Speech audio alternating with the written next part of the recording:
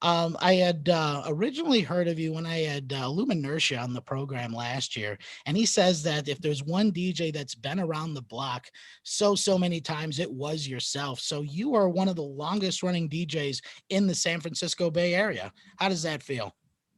I don't know. It is. I like to think of it.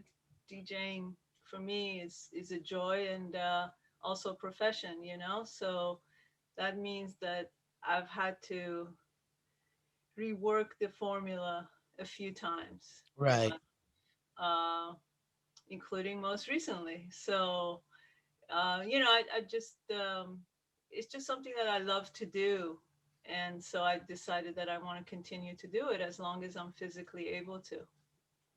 Oh, that is fantastic to hear because I don't know. I feel like whenever anybody is any sort of artist, right? Whether it's audio, visual arts, a lot of it is kind of reinterpreting yourself and your image to kind of fit with the time and the trends to kind of stay relevant.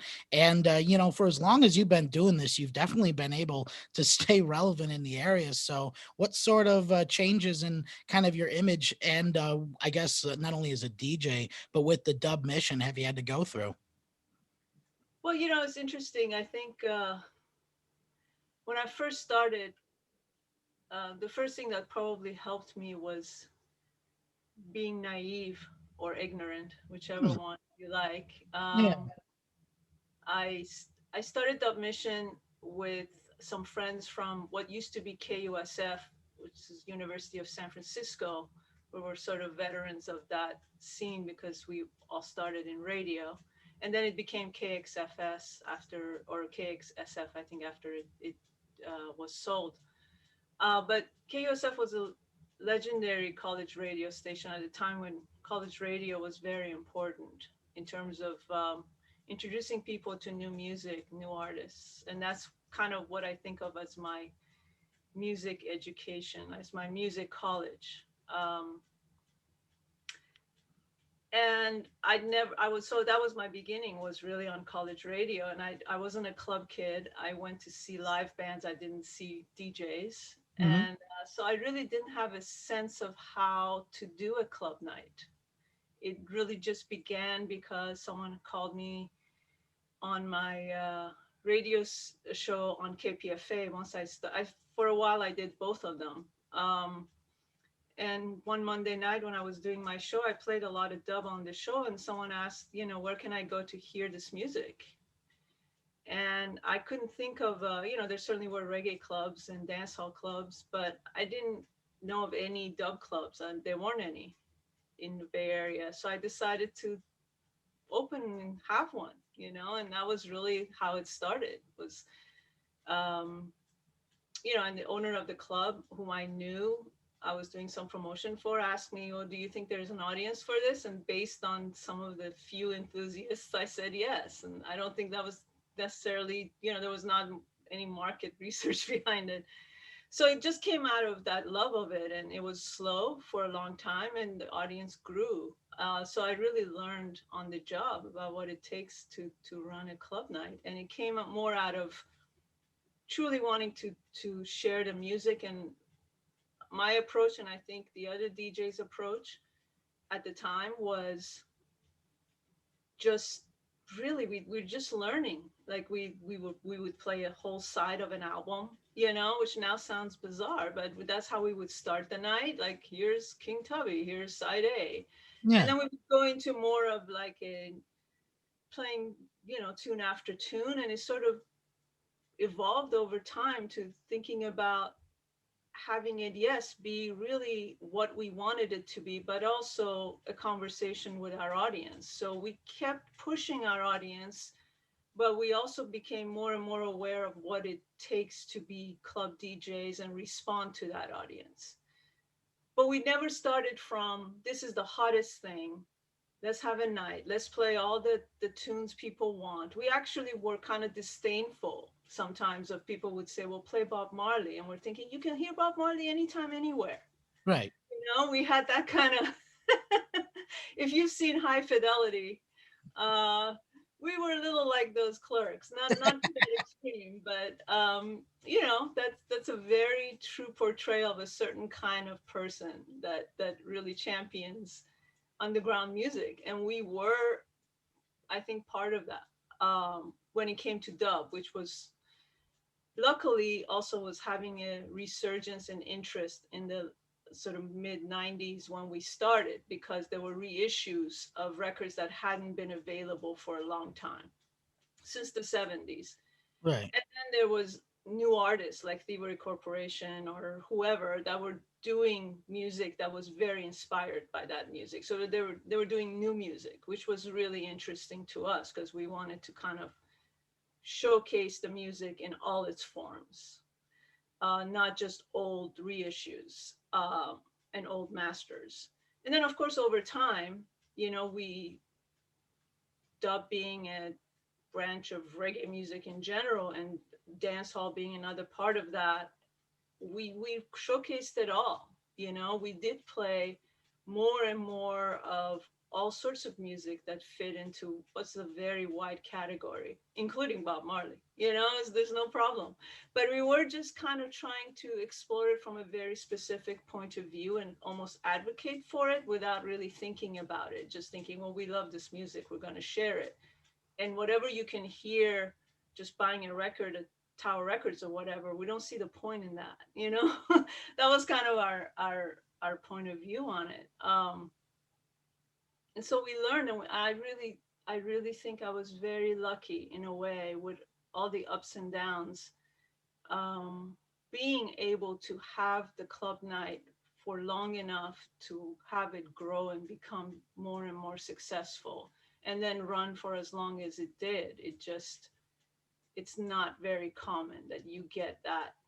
Um, and I tried to start other nights with other kinds of music, and it, you know, I didn't have as much success. So it's not just because of me, it's because of the DJs that really devoted their time to it, and frankly, club owners that were responsive and wanted something unique, and were like, all right, well, I'll give you the Sunday night and you run with it, and were patient enough for us to grow it. And so I know that that's not common, so I'm very grateful for all of it, you know.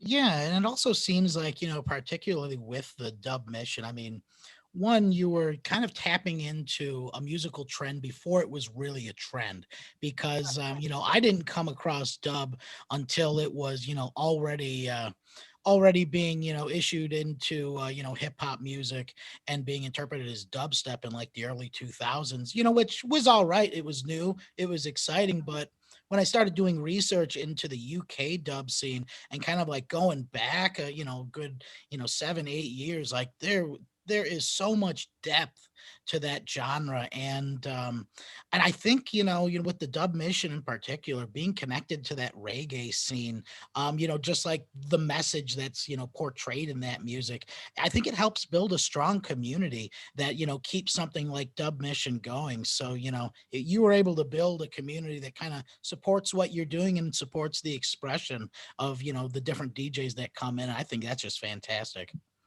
It was, you definitely put your finger on it. I mean, it's not the most popular form of music. I don't think it ever was, even when it became trendy and people were coming. And we could tell it was kind of funny, you know. There were Right, people right. hadn't come, hadn't seen it, but you know, and that was fine. And then after a while, they decided to move on to the next trend. And but we did have a core of very dedicated followers and listeners, and that happens with dub and reggae. People who love it really love it, and it becomes a kind of a way of life for them. Yeah. And it was great to be part of that. And I mean, I think for me, there's a personal side of it as an artist, but there's also a community side of it in the sense that we were part of creating memories for a lot of people in a lot of different ways. And the club ended at the very end of 2018. And there's still people who talk about it. Just the other day, Nicodemus, posted a photo from about 10 years ago when he played many times. So it was just kind of something that comes up, and people have said, they've They had one of my mixtapes during the birth of their first child. They've met their Wow. wife at Dub Mission, stuff like that that you don't think of, and you just think, okay, well, we're part of some things beyond, oh yeah, club night. It was kind of like, yes, it was Sunday night and a ritual for us for a lot of years, but because partially maybe because of how long it went on, and how it was every week for 19 years. We kind of started as a monthly, and we at the very very end went back to a monthly schedule, but for a really long time we were every Sunday in the same spot, and that's pretty unusual too. And I think it was Mhm. just became a thing for people, like they knew it was there. If they left for a year and came back, they could walk in and be like, oh, there it is, Sunday night. I know this is happening. So that part is a really unexpected joy when you realize that it was important to other people, because as an artist, I find that what I do has to be important to me in a way that's not related to anyone else. That's kind of, you have to feel it from yourself. That has to be a regular source for your ability to be able to continue. And then, of course, it's very necessary to get feedback and support from a community, as well as from your family, from your crew, basically, or Mhm. however you want to interpret that. But part of it has to just come from you fueling it, even if you had a bad night the night before. you know Next Sunday is coming. If you had a good night the night before, on Monday morning, next Sunday is coming. What are you going to do? And I feel like that's true of artists in general, is that there has to be a stubbornness is a really key ingredient to it. And I can be a stubborn person. So that can help, just like initially, I think ignorance of